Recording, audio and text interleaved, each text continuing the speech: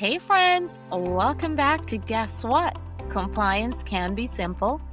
I'm your host, Dr. Natasha Guess. And if you're new here, welcome. If you've been listening for a while, thank you so much for being a part of this community. Now, this podcast exists because I believe compliance shouldn't be overwhelming. And my goal is to help healthcare leaders make compliance simple, practical, and just part of how their practices runs every single day. Today's episode starts with one simple question. Could this happen in your practice? Now, every week, we're going to look at a real healthcare enforcement action.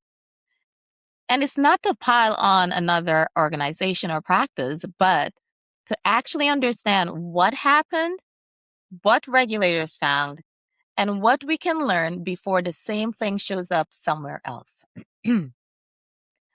Because here's the thing. By the time an organization shows up in a DOJ or HHS press release, the chance to prevent it is already gone. So let's get into today's case. Now, earlier this month, the Department of Justice actually announced that Progressive Oncology and Hematology LLC, Maryland physician practice, and its owner agreed to pay $1.4 million to resolve allegations under the False Claims Act.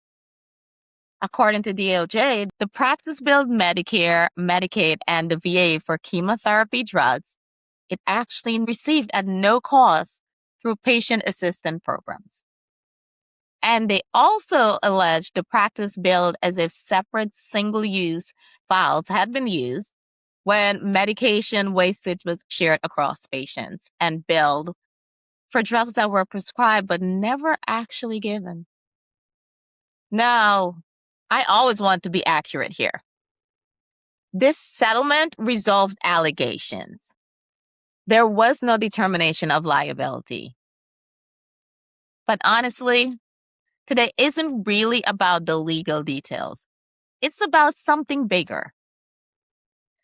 When most people read an announcement like this, they zero in on the number, and that's important, $1.45 million. And they figure the lesson is about billing. But as a compliance consultant, that's not where my head goes. I start asking operational questions instead. Because every single claim a practice submits represents a whole chain of decisions. A medication gets ordered, it gets received, it gets stored, it gets administered, and then someone documents it, and eventually it gets billed. Those aren't just billing steps, they're operational processes. And when those processes don't line up consistently, you've got risk building long before a claim ever goes out your door. So here's the question I'd ask every physician practice owner listening right now. How does your practice actually verify that what was purchased, what was administered, what was documented, and what was billed all match up? And it's not because everyone assumes it does, not because nobody's complained, because there's an actual process confirming it. That's the real difference between hoping your compliance holds up and knowing that it does. Trust isn't a system. And I say that because one of the biggest things I hear from practice owners is, I trust my staff. And I know trust absolutely matters, but compliance is never run on trust alone. It runs on verification. Can your leadership actually show that controls exist to catch mistakes before a claim goes out? Is there someone reviewing billing patterns periodically? Do discrepancies get looked into? And can you point to evidence that oversight is happening, not just assume that it is?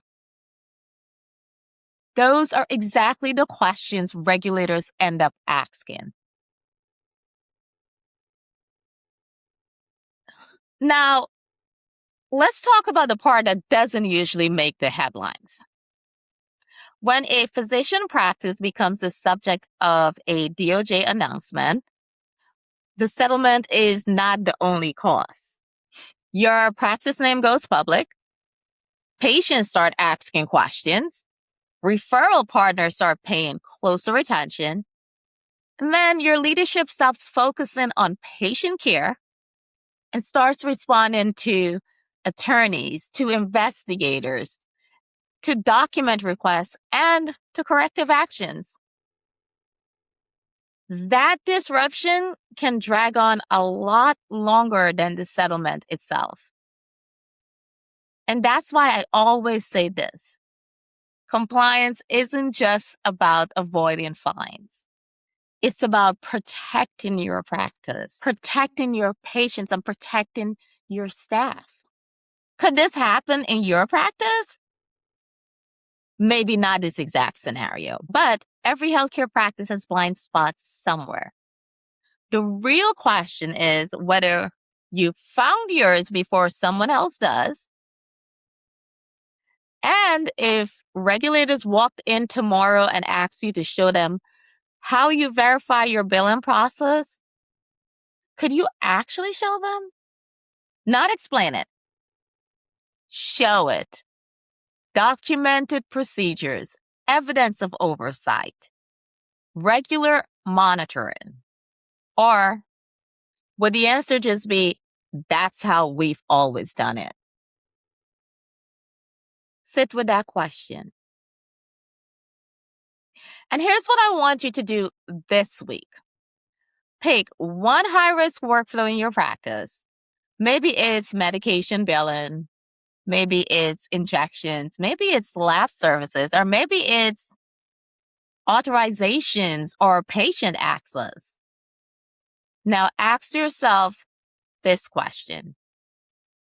What evidence do we have that this process is actually being monitored, not just performed?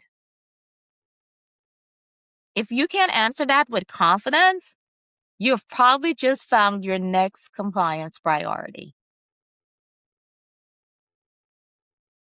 If today's episode changed how you're thinking about compliance, I'd love for you to subscribe, leave a review, and share it with another healthcare leader. And if you're wondering whether your own practice has operational compliance gaps, the Compliance Confident Assessment tool was built to help you find them before they turn into audit findings or enforcement actions or costly disruptions. You'll get a personalized compliance risk score and a detailed action plan to help you strengthen your compliance operations before regulators find the gaps for you. You'll find the link in the show notes. Remember, what regulators find tomorrow is usually decided by the operational choices leaders make today. Keep it simple, stay compliant, and protect your patients. I'm Dr. Natasha Guess, and thank you for listening to Guess What? Compliance Can Be Simple. I'll see you next week.